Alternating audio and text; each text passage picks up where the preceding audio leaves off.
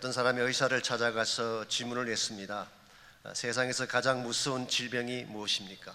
그때 의사가 딱 한마디로 대답을 했습니다. loneliness, 고독이라고 대답을 했습니다. 그리고 한 말씀 더 붙이셨습니다. No doctor can cure it. 어떤 의사도 이 병은 고칠 수가 없습니다. 어떤 면에서 우리에게 찾아오는 많은 질병 중에 어쩌면 가장 심각하고 위험한 질병이 고독인지도 모르겠습니다.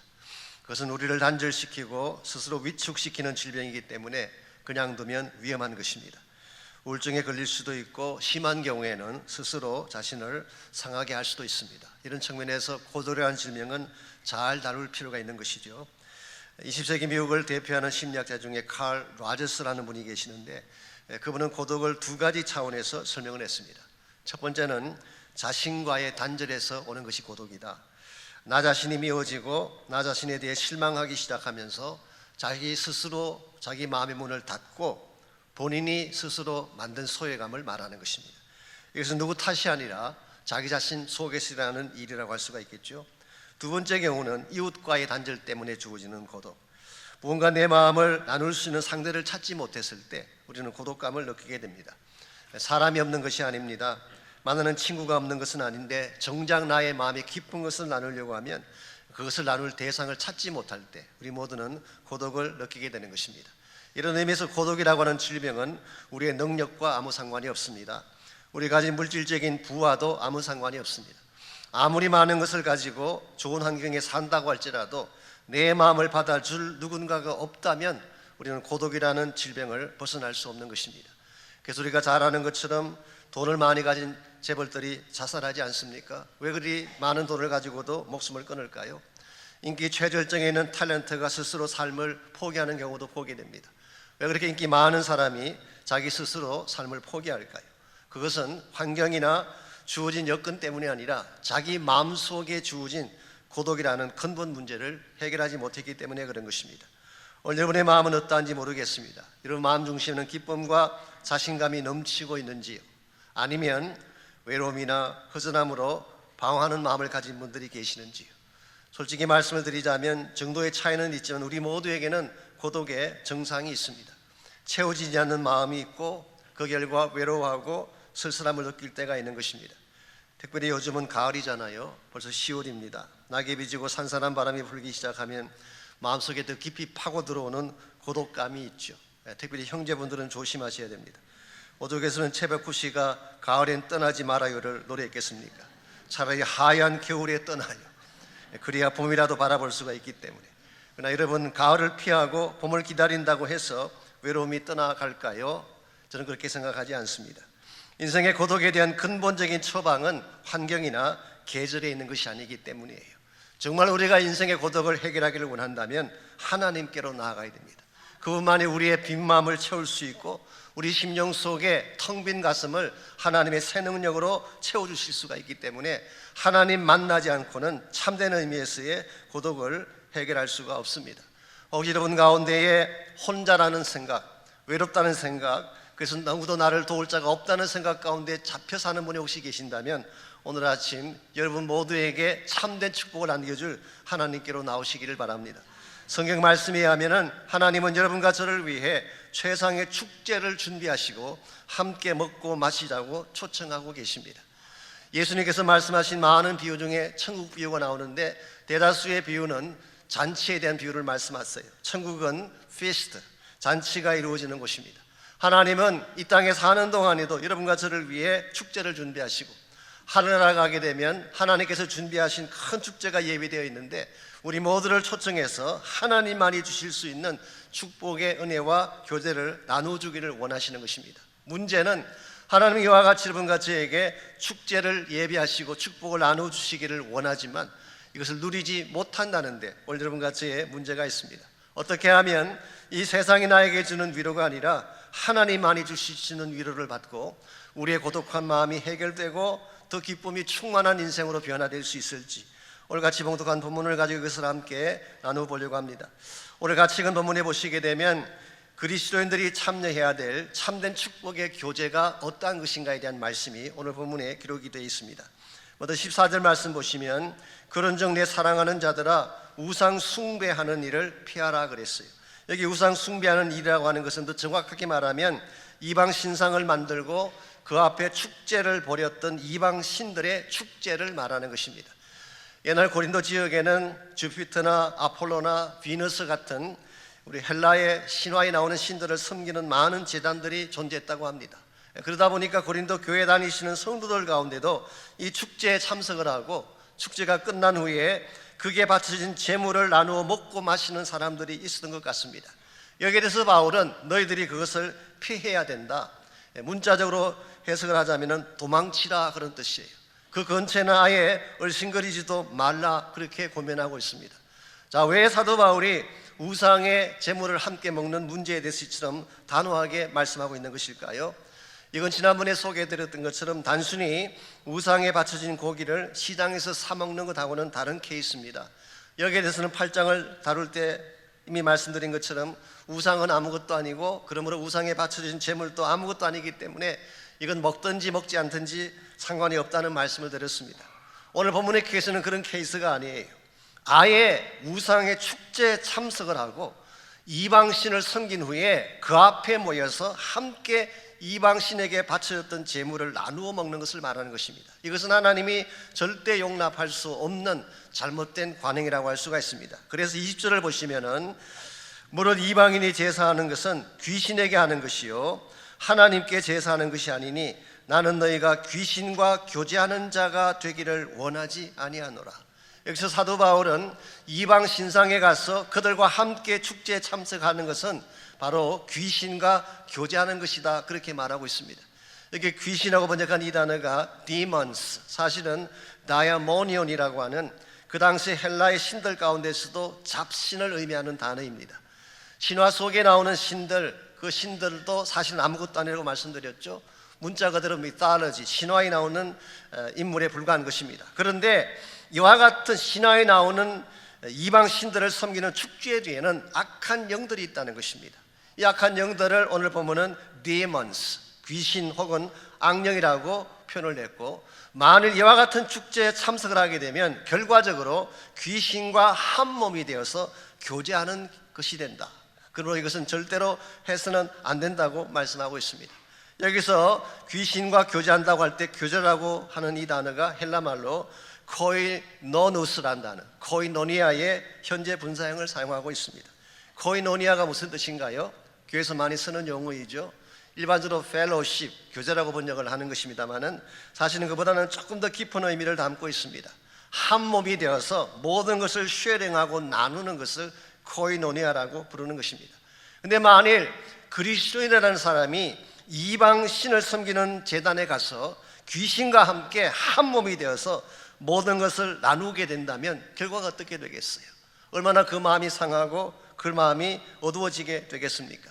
이런 의미에서 귀신과 나누는 교제는 엄난의 교제 혹은 어두움의 코이노니아라고 부를 수가 있습니다. 이것은 그리스도인들이 절대로 추구해서는 안 될 잘못된 케이스입니다.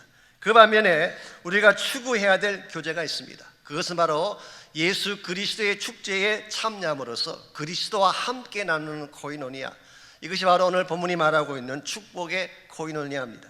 16절을 보시기 바랍니다. 우리가 축복하는 바 축복의 잔은 그리스도의 피에 참여함이 아니며 우리가 떼는 떡은 그리스도의 몸에 참여함이 아니냐. 이게 축복의 잔, 떼는 떡이라는 이 단어는 바로 이것이 주의 만찬에 참여하는 것을 의미한다는 것을 밝혀주고 있습니다.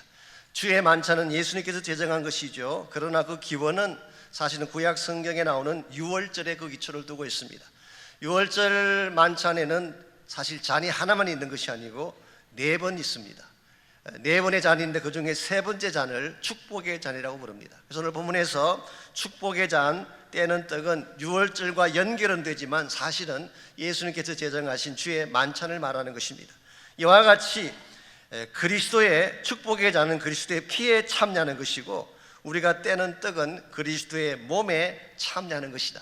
여기 참여한다고 번역한 이 단어가 앞에 말씀드린 교제와 똑같은 단어예요. 코이노니아라는 단어를 사용했습니다. 즉 우리가 예수님의 잔치에 참여하게 되면 주님과 한 몸이 되어져서 주님과 모든 것을 나누는 케이스가 되고, 만일 귀신의 축제에 참여해서 거기에서 교제를 나누게 되면 귀신과 하나 되어서 음란과 더러움을 나누는 케이스가 되는 것입니다. 이 둘 중에 어떤 코이노니아가 여러분과 제가 추구해야 될 코이노니아일까요? 음란과 어둠의 코이노니아가 아니라 예수님께서 여러분과 저를 위해 준비하신 축복의 코이노니아가 되어야 할 줄 믿습니다. 세상 사람들은 지금도 어둠의 코이노니아를 추구하고 있어요. 술을 마시고 음란을 추구하고 쾌락을 추구함으로써 사실은 멸망을 향해 가고 있는 잘못된 코이노니아를 추구하는 것이 이 세상 사람들의 관행이라고 말한다면, 여러분과 저는 예수 그리스도가 준비하신 하나님의 축제에 참여를 하고 주님과 더불어 깊은 교제를 나누는 축복의 코이노니아에 참여한 자가 되어야만 우리 인생의 문제도 해결될 수가 있고 홀로됨의 아픔과 고독도 처리할 수가 있게 되고 하나님이 기뻐하시는 진정한 차원의 복을 누리며 살 수가 있게 되는 것입니다. 그러므로 이 시간 우리가 물어야 될 질문이 바로 이것입니다. 어떻게 하면 이 험악한 세상 가운데서 예수 그리스도의 축제에 참석을 하고 그분과 함께 코이노니아를 나누며 우리 인생을 살아갈 수 있을지, 오늘 본문에 보시게 되면 주님과 함께 코이노니아를 나누는데 꼭 필요한 세 가지 삶의 요소가 오늘 본문에 소개가 되고 있습니다. 첫 번째로 여러분과 제가 참된 코이노니아인 주님과의 교제를 이루어가기를 원한다면 제일 첫 번째로 필요한 것이 소속감이에요. Sense of belonging. 먼저 여러분과 제가 그리스도 안으로 들어와서 그분에게 소속이 되어져야만 그분과 교제하는 것이 가능하다, 그런 뜻이에요. 16절을 다시 보시면요, 이것은 주의 만찬에 대한 것이라고 말씀을 드렸는데요, 사실 초대교회에서는 주의 만찬을 매주일 모일 때마다 했어요. 모일 때마다 그들은 every Sunday 주의 만찬을 했어요. 사도행전 2장에 보시면은 그들이 모일 때마다 떡을 떼었다는 기록이 나오는데 이것이 실제로는 주의 만찬을 말하는 것입니다. 그리고 이것이 끝나면은 그들이 가지고 오는 음식을 함께 나누어 먹으면서 사랑의 교제를 나누는 것을 아가페라고 불렀습니다. 이것은 나중에 제가 11장, 12장을 다룰 때 좀 더 자세히 소개를 해드리겠습니다. 자, 근데 이제 한 가지 중요한 사실이 있습니다. 매주일마다 모일 때마다 떡을 떼며 주의 만찬을 했는데요, 누가 여기에 참여할 수가 있을까요? 주의 만찬에 참여할 수 있는 자격은 딱 한 가지예요. 예수 그리스도를 구원자로 영접한 사람들만이 주의 만찬에 참여할 수가 있습니다. 돈이 많다고 참여할 수 있는 것도 아니고 학벌이 좋다고 참여할 수 있는 것도 아니고 세상 권세가 있다고 참여할 수 있는 것이 아니라 주의 만찬에 참여할 수 있는 유일한 퀄리피케이션은 예수 그리스도에게 속한 자가 되는 것입니다. 오늘 현대교회에서도 소위 말해서 그 성만찬 예식을 많은 교회들이 하고 있죠. 저희 교회에서도 하고 있습니다만은 closed commun이라는 것이 있습니다. 이것은 닫힌 만찬이죠. 그 경우는 교회 나오시는 분들 가운데 본교회 회원들만 주의 만찬에 참여시키는 경우에는 closed commun이라고 부릅니다. 그 반면에 혹시 다른 교회 나가시든지 혹은 가끔 교회 나오시는 분이 누구든지 간에 예수를 믿는 분이라면 누구나 참석하게 하는 것을 open communion, 열린 만찬이라고 부르고 있습니다. 저희 본교회에서는 후자를 택하고 있습니다만은 어느 케이스든 간에 키는 우리가 먼저 예수를 믿는 자가 되는 것입니다. 만약 예수를 믿지 않는 자가 주의 만찬에 참여한다면 그 뜻과 그 자는 아무 의미가 없어요. 먹을 이유도 없고 먹어봐야 아무 축복이 되지 않는 것입니다. 그러므로 우리가 참 주의 만찬에 참여를 하고 주님과 더불어 깊은 교제를 나누기를 소원한다면 그리스도 안으로 들어오셔야 돼요. 예수님께 속한 자가 먼저 되어져야 되는 것입니다. 혹시 여러분 가운데 아직도 주님을 마음의 중심에 모시지 못한 분이 있다면 지금이라도 마음의 문을 여시고 그분을 꼭 초청하시기를 바랍니다. 그분을 만나고 그분 안에 들어와야만 그분이 여러분의 실제적인 도움자가 될 수 있고 축복의 근거가 될 수가 있는 것입니다. 우리가 이미 알고 있는 것처럼 우리 인생 여정은 혼자 걷기에는 너무 타프합니다. 우리가 감당할 수 없는 일들이 너무나 많고 나의 힘으로 넘어설 수 없는 수많은 장애들이 있기 때문에 우리 힘만으로 인생을 잘 살아간다는 것은 불가능한 것입니다. 그러므로 우리는 인생 여정 중에 꼭 함께 동력하고 함께 동행해야 될 분이 필요한데 바로 그분을 오늘 성경은 예수 그리스도라고 소개하고 있습니다.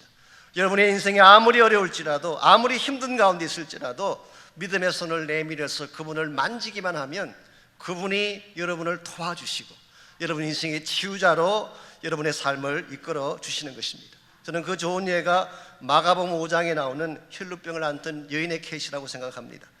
이 여자의 이름은 성경에 나오지 않습니다. 어떤 분들은 우리 기독교 전승에 하면은 이분의 이름이 베로니카라고 이렇게 말하기도 하지만 확실한 것은 아닙니다. 이분이 어떤 배경을 가지고 있으며 어디서 무엇을 하는 분인지는 확실하진 않지만 한 가지 분명한 것은 이분은 혼자였다는 사실이에요. 이분은 고독한 가운데 계신 분이었어요. 어느 누구도 도와줄 수 없는, 어느 누구도 함께하지 않는 가장 고독한 가운데 있었던 사람이 바로 마가복음 5장에 나오는 혈루병 여인이었습니다. 이 혈루병이라는 병 자체가 루자가 조금씩 흐른다는 그런 뜻이래요. 그러므로 혈루병은 피가 조금씩 흘러나오는 병이에요. 그러므로 어디를 가든지 항상 누추하게 느껴지게 되고 자기 자신을 생각할 때마다 자존감이 없어지고 자신감이 없게 만드는 병. 특별히 구약 성경인 레위기에 보게 되면 이 혈루병을 나병과 같이 취급을 했어요. 그래서 사람들이 이 사람 곁에는 다가서지 않습니다. 직장도 가질 수가 없고 가정도 가질 수가 없고 직업도 가질 수가 없는 이와 같은 처지의 사람. 특별히 구약 성경은 성전에 들어가는 것도 금지를 시켰어요. 영적으로, 개인적으로, 사회적으로 모든 사람이 다가오지 못하는 혼자만 살았던 인생. 사람들이 나타나면 죄인처럼 숨어야 했던 인생. 이와 같은 삶을 이 여인이 얼마 동안 했다고요? 12년 동안 해왔어요. 12년 동안 이와 같이 고독한 가운데에 홀로됨의 고통을 느끼며 살아도 보니까 얼마나 그 삶이 지치고 힘들었겠습니까? 그런데 어느 날 예수님께서 데가볼리 사역을 마치고 가버나움으로 돌아오신다는 소식이 들려왔어요. 그때 이 여인의 마음속에 저분을 만나면 나의 이 질병을 고침받을 수 있겠구나. 그래서 그는 수많은 사람들이 운집해 있는 그 주님께로 다가갔어요. 보통 사람 같았으면 앞에 나가서 주여 나를 도와주셔서 그렇게 외칠 텐데 지금까지 숨어 살았던 여인, 소극적으로 자존감이 없는 가운데 살았던 여인에게 감히 앞장서서 말하지 못하고 뒤로 돌아가서 옷자락만 만진 것입니다. 그랬는데 그 순간 기적이 일어났어요.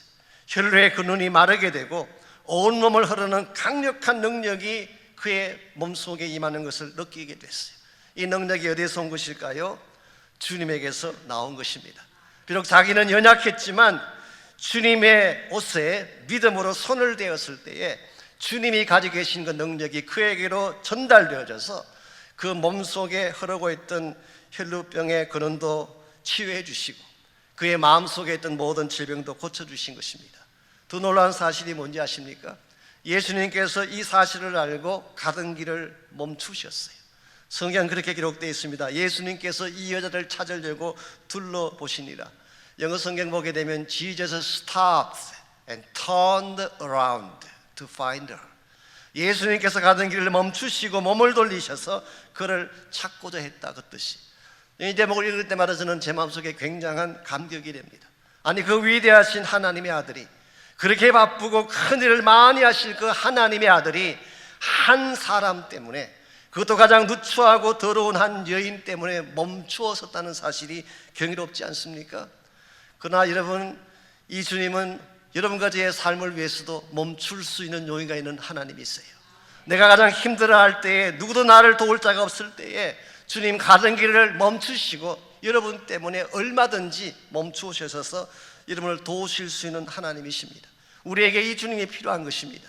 이 주님을 만나고 이 주님 안에 들어와야만 여러분 혼자 힘으로 해결할 수 없는 인생의 문제도 처리가 되어지게 되고 내 마음속에 주님만이 주시는 위로와 축복으로 가득 넘쳐나서 새 삶을 살게 되는 것입니다. 이런 면에서 우리가 참 예수님과 함께 동행하며 그분과 코이노니아를 가지기를 원한다면 1차적으로 그분에게 먼저 속해야 합니다. 소속감이 필요합니다. 두 번째로 주님과 코이노니아를 나누려면 동질감을 가져야 됩니다.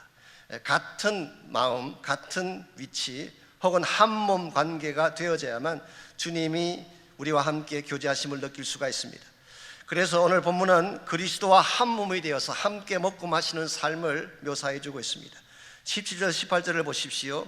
떡이 하나요 많은 우리가 한 몸이니 우리는 우리가 다 한 떡에 참여함이라. 여기 한 몸이란 단어고 한 떡이란 표현이 나오는데요, 이것은 두 가지로 해석이 가능합니다. 하나는 그리스도의 몸 자체를 의미할 수도 있고 또 한 가지는 그리스도의 몸인 교회를 의미할 수도 있어요. 이 사도 바울은 교회를 묘사할 때 가장 많이 쓴 단어가 Body of Christ, 그리스도의 몸이라는 단어를 썼습니다. 그러므로 이 한 몸이라는 단어는 예수님 자체를 말할 수도 있고 예수님이 머리가 되시는 신앙 공동체인 교회를 말할 수도 있습니다. 오늘 본문은 무엇을 강조하고 있습니까? 우리 모두가 예수 그리스도 안에서 하나가 된다. 주님 안에서 한떡이 된다. 비록 우리의 개성도 다르고 배경도 다르고 모든 것이 다 다르지만 그리스도 안에서 하나가 될 때 우리 삶 속에 진정한 차원의 위로가 가능하고 회복이 가능하다. 이 사실을 강조하고 있습니다. 아시는 오늘 이 시대는 개인주의가 팽배한 시대입니다. 나만을 위한 시대, 나의 삶만 책임지려고 하는 경향이 현대인들 마음속에 있어요. 나의 이웃이 어떻게 살든 상관하지 않습니다. 같은 교회를 다니지만 형제나 자매가 어떤 위치에 있든 we don't care. 우리는 별로 상관하지 않습니다. 그러나 오늘 하나님의 말씀은 우리가 그리스도 안에서 한 지체가 되어서 한 몸을 이루게 될 때에 이것이 참된 차원의 교제를 이루게 되고 참된 차원의 위로와 능력을 공급받게 된다. 그렇게 말씀하고 있습니다. 그래서 18절을 계속 보십시오. 사도 바울은 구약 성경에 나오는 유명한 제사 하나를 그 예로 들고 있습니다. 육신을 따라 난 이스라엘을 보라. 유대인을 말합니다. 제물을 먹는 자들이 제단에 참여하는 자들이 아니냐. 이것은 사실은 레위기 7장 5절에 기록되어 있는 화목 제사를 오늘 본문이 묘사한 것입니다. 성경에는 5가지 제사 제도가 있죠. 우리 레위기서 보게 되면 5가지 제사 제도 중에 유일하게 제물을 드린 사람과 제사장이 함께 제단 앞에서 제물을 나누어 먹는 제사가 화목 제사입니다. 그래서 화목 제사는 굉장히 풍성하고 함께 떡을 떼며 교제하는 자리이기 때문에 오늘 본문에서 바울은 구약 성경에 기록된 화목 제사를 그 예로 든 것입니다.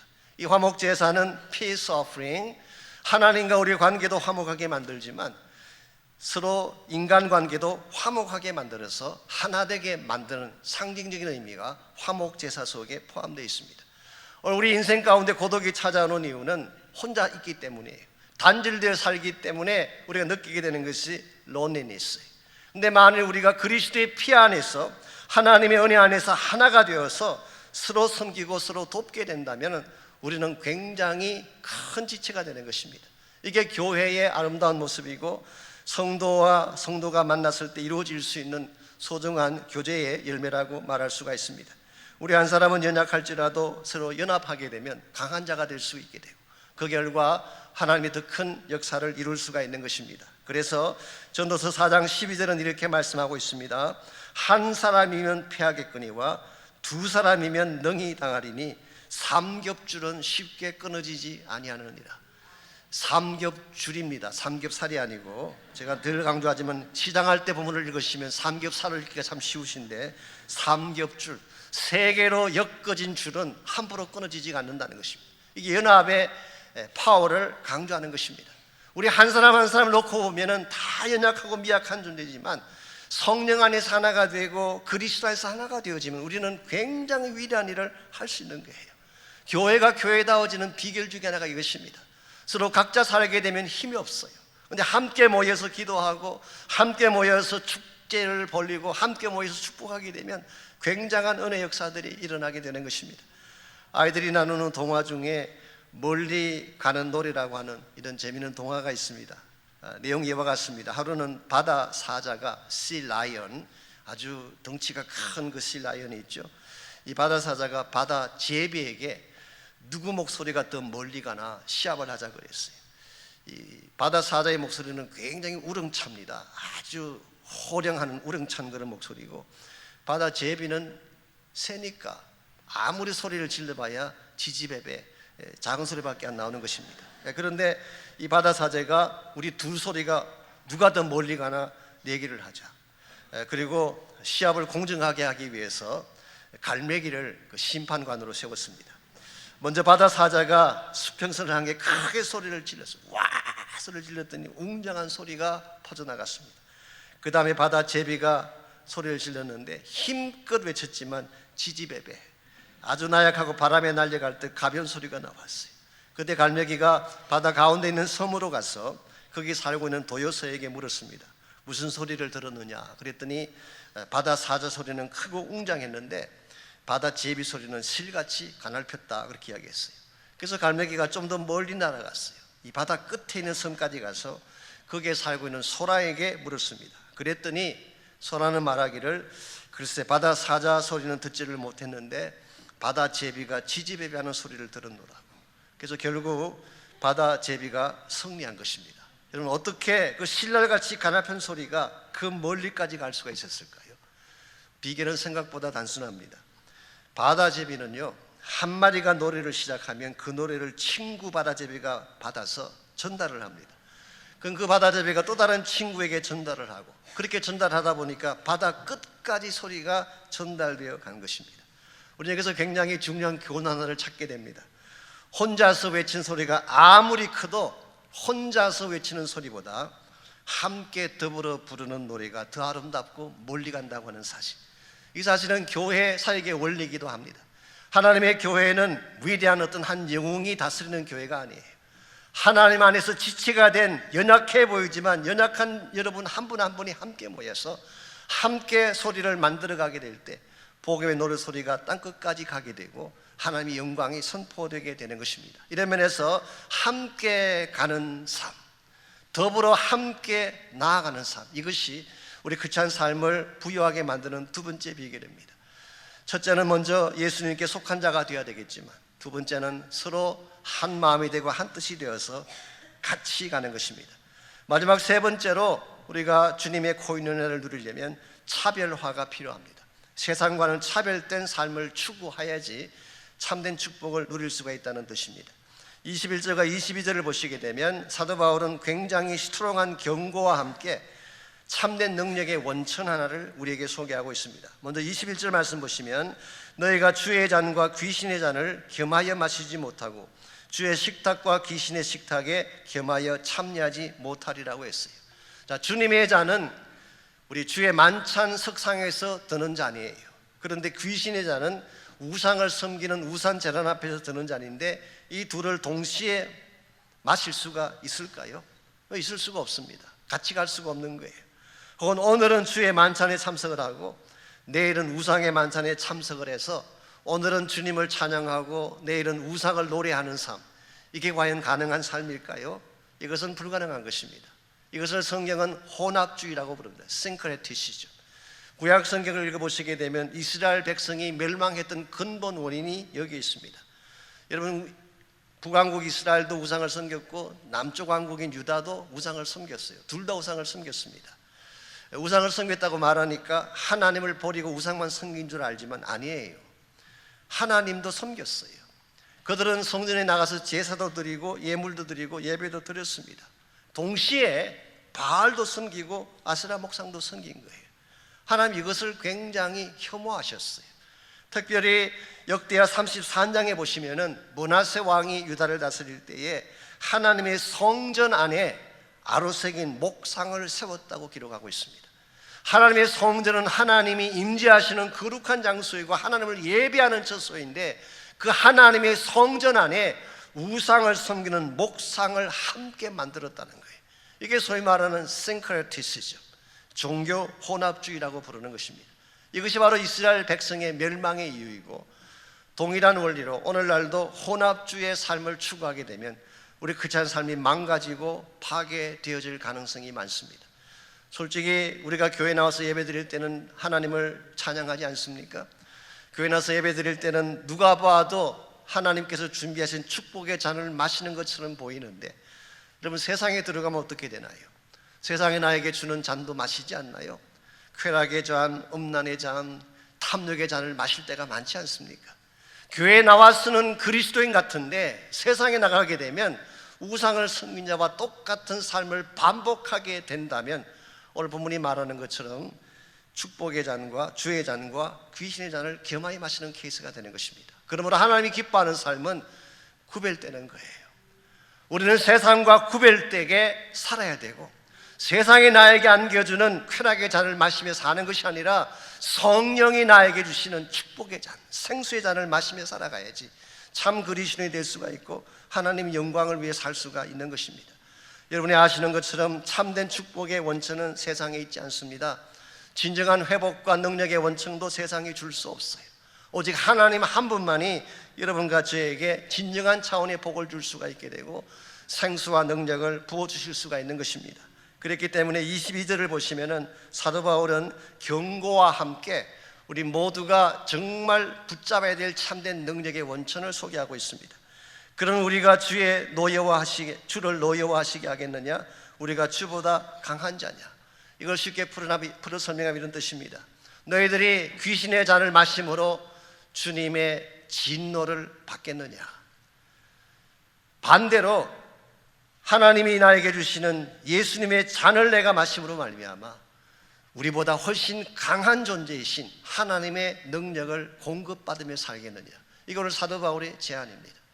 우리가 이 세상에 커넥되어져서 세상과 연결되어 살게 되면 재미있어 보이고 쾌락이 넘치는 것 같고 잠깐 마음에 만족이 있는 것처럼 느껴지지만 세상과 연결되어 나에게 주어진 축복은 진짜가 아니에요. 다 가짜예요.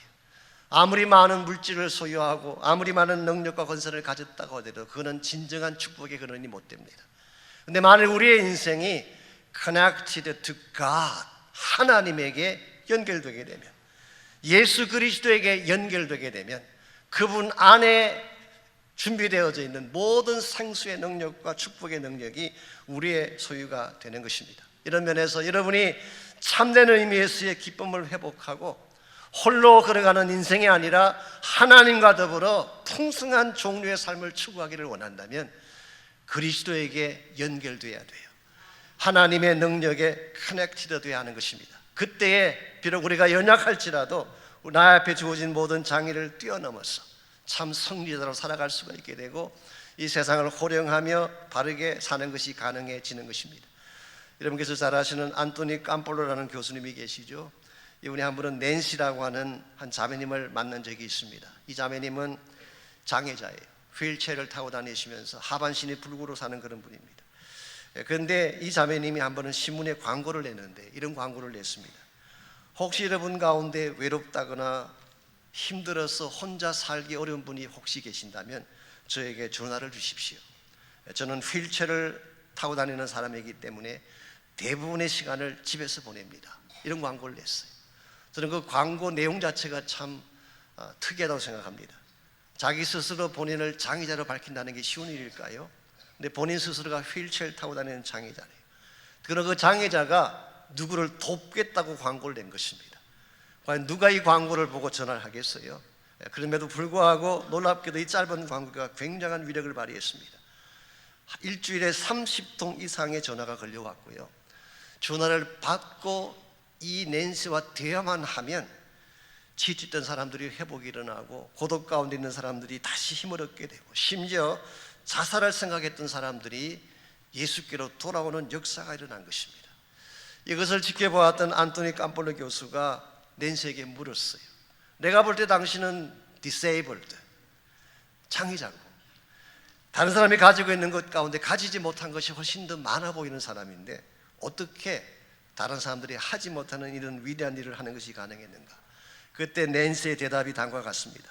보시다시피 나의 외형은 장애자입니다. 그러나 내 안에는 부활하신 예수 그리스도가 계십니다. 나의 마음이 그분과 연결되어져 있기만 하다면 어떤 핸디캡도 장애가 될 수 없습니다. 저는 이것이 크리스찬 삶의 진짜 위력으로 생각합니다. 나의 능력으로 사는 게 아니에요. 나의 피지컬한 조건으로 세상을 이기는 것이 아닙니다. 내 안에 오신 예수님 때문에 나를 사랑하시고 나에게 부활의 능력을 안겨주실 예수 그리스도 때문에 비록 나의 외형은 연약하고 미약할지라도 예수님 때문에 장애도 넘어서고 내 앞에 주어진 난관도 극복해내고 그래서 마침내 하나님의 사람답게 바르게 살아가는 것, 이것이 성경이 제시하고 있는 크리스찬 삶의 본질이라고 생각합니다. 여러분과 저는 인생 여정을 걸어가고 있습니다. 우리가 일평생을 달려가야 될 우리 인생의 journey는 결코 쉽지 않은 거 아시죠? 타프합니다. 때로는 힘들기도 하고 포기하고 싶을 때도 한두 번이 아니고 누군가가 나를 도와주지 않는다고 느낄 때에 홀로 걷기에 너무나 힘든 것이 인생의 여정 과정입니다. 그러므로 이 인생의 여정 가운데는 반드시 함께 가야 될 동행자가 있어야 됩니다. 어떤 순간에도 손을 놓지 아니할 동행자, 어떤 상황이 찾아와도 내 편이 되어서 나를 도와줄 수 있는 동행자, 그리고 가장 나의 누추한 것을 다 보여주어도 아무 뒤탈이 없이 끝까지 나를 사랑하실 동행자가 필요합니다. 그분이 누구일까요? 여러분과 저를 위해 이 땅에 오시고 죽으시고 부활하신 예수 그리스도 한 분밖에 없습니다. 오늘 아침 여러분이 그분을 꼭 만나셔야 돼요. 그분 만나지 않고는 인생의 문제를 해결할 수도 없고 남아있는 인생의 여정을 완주하며 달려갈 수는 힘도 들 수가 없습니다. 그러나 그분 만나게 되면, 그분을 통하여 능력을 받게 되면, 그분과 영적인 교제를 나누며 참된 코인원회를 나누며 살게 되면 어떠한 역경이나 어려움이 찾아와도 여러분 그것을 넘어설 수 있게 되고 참 하나님의 영광 위에 달려갈 수가 있게 됩니다. 이런 면에서 혹시 아직도 주님 만나지 못한 분이 있다면 마음의 문을 여시고 주님을 꼭 초청하시기를 바라고, 예수님 만난 분들은 이 시간 여러분의 인생을 그분에게 맡기시고 믿음의 손을 내밀어서 그분을 꼭 붙드시기를 바랍니다. 주님, 나를 도와주십시오. 나의 동행자가 되어주십시오. 나 혼자 걷기에는 너무나 힘이 듭니다. 주님, 나의 동행자가 되어주십시오. 이와 같은 고백으로 하나님께 기도하고 결단하고 헌신하면 좋겠습니다. 우리 이 시간 한번 한 목소리로 함께 결신의 기도, 헌신의 기도 함께 드리겠습니다.